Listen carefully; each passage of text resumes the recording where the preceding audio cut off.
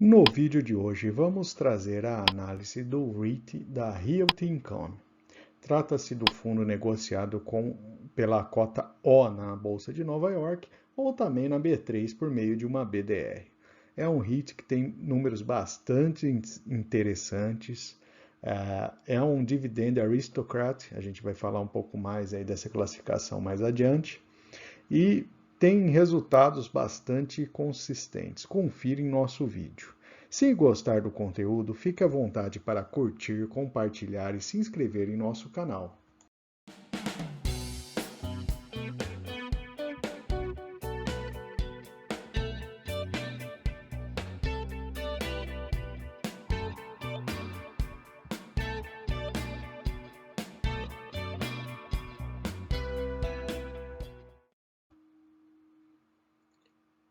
E vamos começar trazendo o portfólio deste fundo.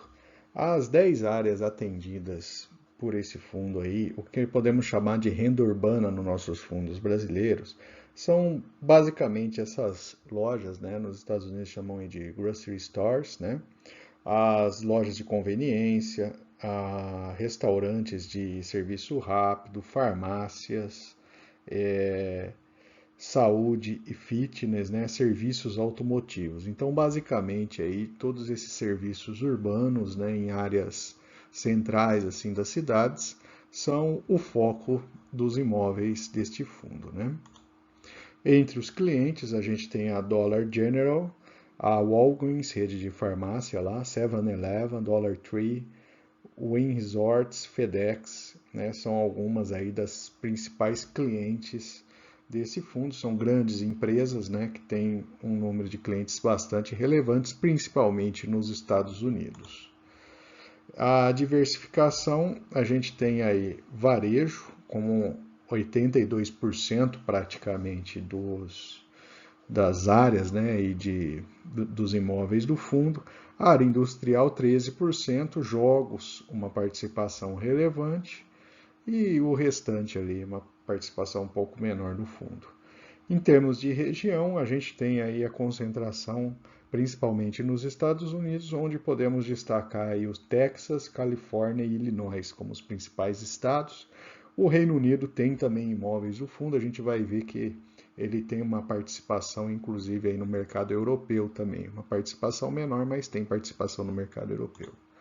A ocupação dos imóveis chega a ser impressionante, né? A gente observa nesse gráfico aí que vem desde 1992 e o fundo apresenta aí um patamar de ocupação que fica oscilando aí 99, 98 e 100%. Então, assim, é um resultado muito interessante quando a gente pensa, principalmente aí comparados com os FIs que a gente conhece no Brasil, né? Este é um resumo aí do tamanho, né? Então, é uma empresa de valor aí de 60 bilhões de dólares, tem mais de 54 anos de operação, um aluguel base anualizado na casa aí de 3,4 bilhões de dólares, são mais de 12 mil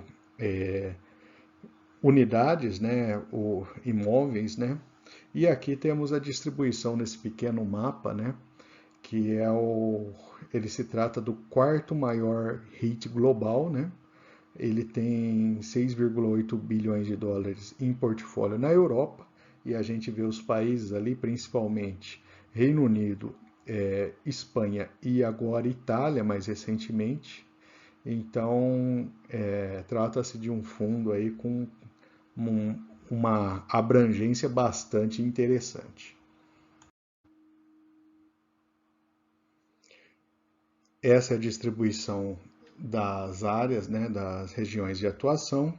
A gente tem principalmente aí Estados Unidos, quase 90%, mais uma parcela menor aí na Europa, né? Então, basicamente, Estados Unidos e Europa, sendo que Estados Unidos responde por quase 90%. Em termos de participação do resultado, varejo aí responde por 82% e 13% na área industrial. Então, o grande cliente é o varejo americano desse fundo. Esses são os resumos aí dos resultados anuais. Então a gente teve aí, principalmente 21 e 22 um crescimento significativo das receitas, lucro e EBITDA, e a gente percebe também nos resultados trimestrais esse mesmo tipo de movimentação, com um crescimento aí tanto da receita quanto lucro e EBITDA. Esses são os proventos pagos por ação no fundo, então a gente percebe aí uma característica bastante interessante, apesar das oscilações em termos de lucro, o fundo ele consegue pagar aí dividendos crescentes ao longo dos últimos anos. E a gente percebe aí o dividend yield oscila entre 4% e 6%, né? Essa é a variação do valor da cota, né, do fundo, negociada na Bolsa Americana em dólar, né? E a gente percebe até que não é uma oscilação tão forte assim, né? Ele saiu de 50 para 60 dólares, chegando em momentos aí a 80 e caindo a 40. Então, assim, ele tem um certo nível de estabilidade também quando a gente olha a sua cotação em dólar, né? Diferente aí de muitas ações que mais do que dobram aí numa janela de tempo aí de 10 anos, que é o que a gente coloca nesse tipo de gráfico. Olhando a dívida do fundo, né, a gente percebe que ele teve um aumento significativo de investimentos também e também de dívida nesses 2 últimos anos, então a gente observa essa movimentação. O seu valor patrimonial também cresceu recentemente, né, a gente observa isso no gráfico também. E já nesse gráfico de fluxo de caixa, a gente vê claramente os últimos movimentos do fundo, né? A gente percebe um crescimento do financiamento, então o fundo tem se alavancado, né? Essa linha em vermelho, e usado esse dinheiro adicional para fazer aí novos investimentos, que é a linha amarela e a saída de fluxo de caixa. Em compensação, por lado positivo, a gente vê que as atividades operacionais do fundo tiveram aí também um crescimento agora recentemente, o que mantém aí o equilíbrio aí dessa equação, né?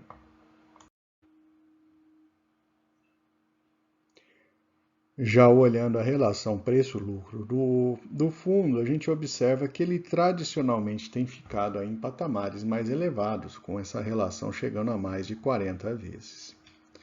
Comparando agora com outros fundos dessa área, né, fundos de tijolos aí, a gente tem aí alguns fundos bastante relevantes aí no mercado americano.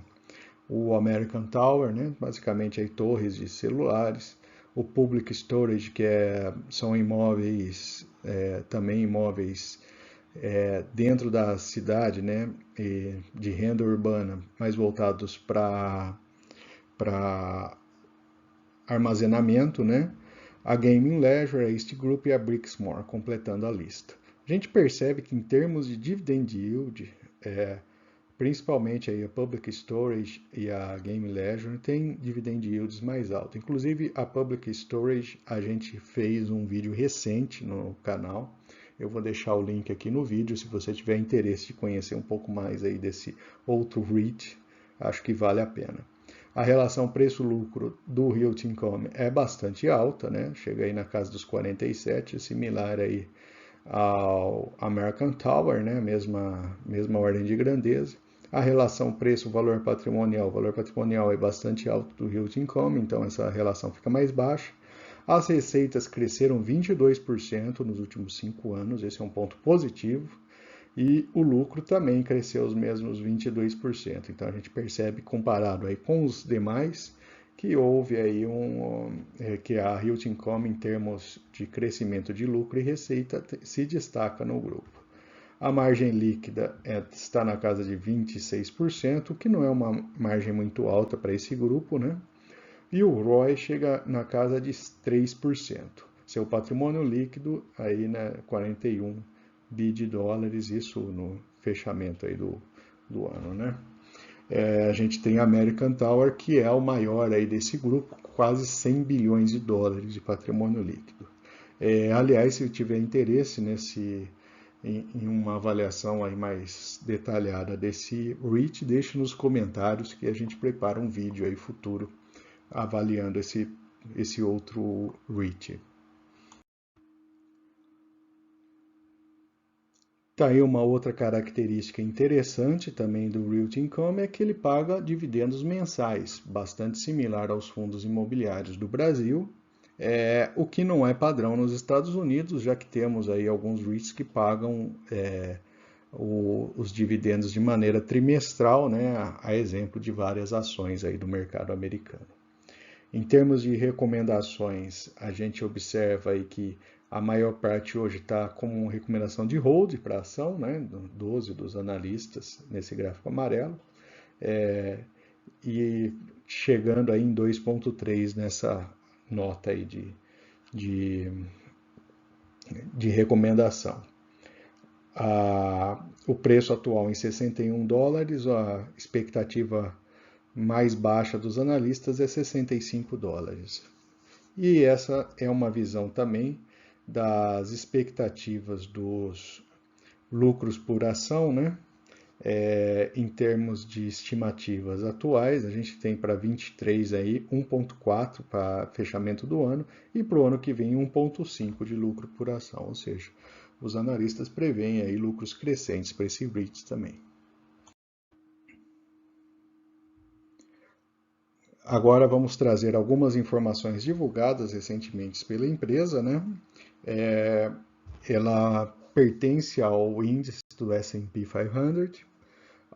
Inclusive, trata-se de uma das 64 empresas que faz parte aí do Dividend Aristocrats.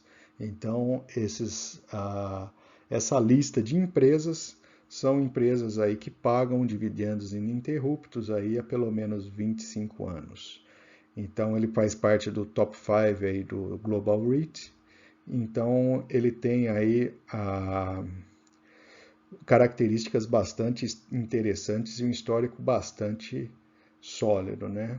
E ele busca manter aí essa posição de destaque dentro aí dos principais REITs do mercado americano.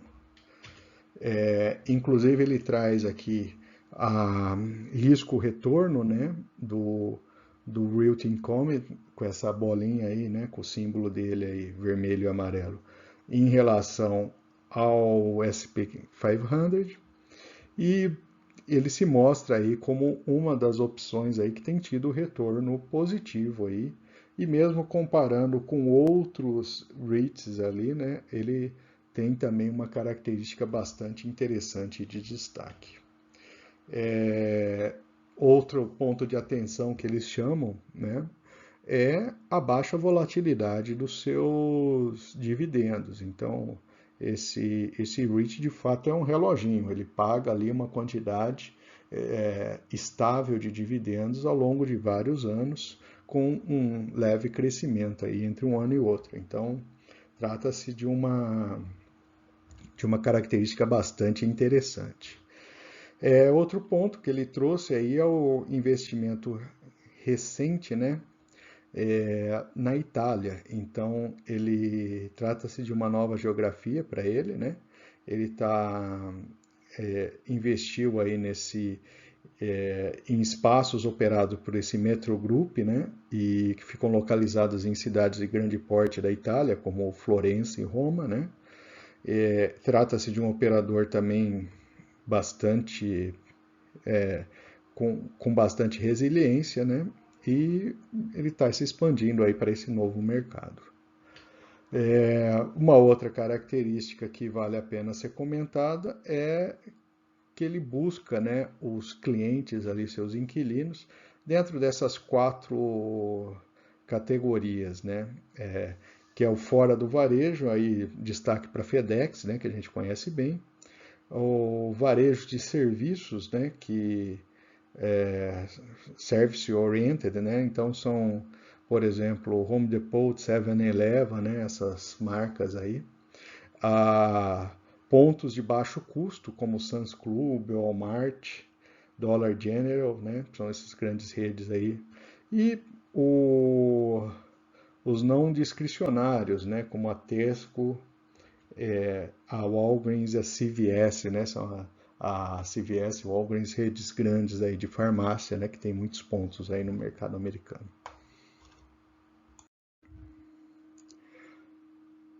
trazendo aí duas notícias recentes da empresa, né? Uma delas no Seeking Alpha, trazendo aí que mesmo com esses dividendos de 4,9%, eles entendem ainda que a valuation da cota ainda não está num patamar interessante, né? Então, aliás, essa é uma característica desse fundo, né? Se você olhar os múltiplos dele e comparar com outros, né? Até pela sua característica, seu histórico bastante sólido, né? Dificilmente você vai conseguir pegar a cota desse fundo aí a valores baixos, né? E a outra notícia, né, que o Banco Nacional do Canadá aumentando aí sua posição no Realty Income, né? Então, acredito até por essa característica de solidez aí de longo prazo, né? Temos aí grandes instituições fazendo investimento nesse REIT. Trazendo agora a comparação da ação americana com a BDR no Brasil, a gente teve aí ganho de 12% na ação americana e ganho de 2,5% na BDR. Lembrando que a BDR negociada em reais leva aí a questão do câmbio, né, dentro dessa comparação. Uma ação americana equivale a 2 BDRs, né, então a gente precisa de 2 BDRs para ter o equivalente a uma ação. E aqui a principal ponto, né, e esse é o cuidado principalmente para quem investe via BDRs, é o volume, né? A gente tem um volume muito baixo no Brasil de negociação, já o volume americano aí na casa de 4,6 milhões de dólares é um volume bastante relevante. Qual que é o impacto aí do volume, né? É que no momento em que você for vender a sua cota, né, futuramente, você muitas vezes vai acabar tendo que abrir mão aí de uma parcela do preço para conseguir atrair um comprador aí, já que o volume é muito baixo, né? Então você pode ter uma perda aí, né, nesse processo. Então esse é o principal ponto de atenção para esse REIT. E fechando agora com os pontos positivos e negativos que a gente viu aí sobre o Realty Income. Os lados positivos, ele tem um bom nível de diversificação de inquilinos, resultados de dividendos crescentes nos últimos anos, então ele tem um longo histórico, um histórico bastante sólido, aumento de investimentos, então esse fundo está aumentando o investimento, e ele é um dividend aristocrat, né? E resultados positivos aí da cota do fundo, se a gente olhar o seu histórico, né? Então, esse grupo aí de dividends aristocrats, eles são assim, mostram empresas aí que têm maior solidez e têm um histórico bastante relevante. Compensação do lado negativo, a gente teve aumento da dívida, principalmente nos 2 últimos anos, e outros fundos ali, se a gente olhar margens, relações de preço-lucro e dividend yield, que apresentam resultados melhores do que ele, né? Como eu disse, até esse histórico sólido do Realty Income, ele traz consigo aí que dificilmente você vai conseguir pegar o preço dessa cota aí a um valor mais baixo, né? Então, você abre mão aí de um pouco de rentabilidade em troca de uma maior previsibilidade aí e solidez do fundo. Basicamente é isso. E esse foi o nosso vídeo analisando aqui mais um REIT, né, que é uma modalidade ainda pouco conhecida do investidor brasileiro, mas a julgar pelo interesse que o investidor brasileiro está tendo em fundos imobiliários, pode ser uma opção interessante para quem pretende diversificar a carteira. E, aliás, deixe no comentário se você pretende que mais vídeos como esse, analisando e destrinchando aí os principais números desses fundos imobiliários do mercado americano. E aceitamos dicas também, né, e ideias de outros REITs que vocês gostariam de ver analisados. Se o vídeo ajudou em seu conteúdo, fique à vontade para curtir, compartilhar e se inscrever no canal e até mais.